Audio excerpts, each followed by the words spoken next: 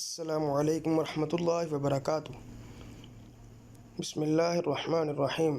میرے قابل احترام دوستوں اور بھائیوں، آج ہم بستری کرنے کی جگہ بیان کریں گے کہ ہم بستری کہاں، کیسے، کب کی جائے۔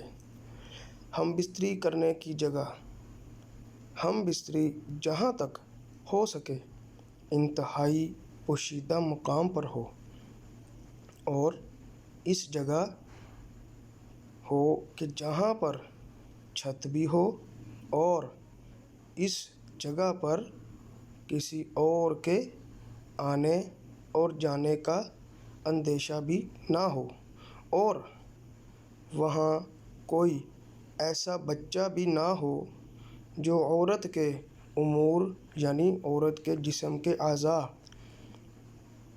کو سمجھتا ہو۔ اگر کوئی چھوٹا بچہ ہو تو وہ بیدار نہ ہو بلکہ گہری نیند میں سوتا ہو، بلکہ ہم بستری کے مقام پر جانور بھی نہ ہو، بالکل الگ تھلگ جگہ ہو۔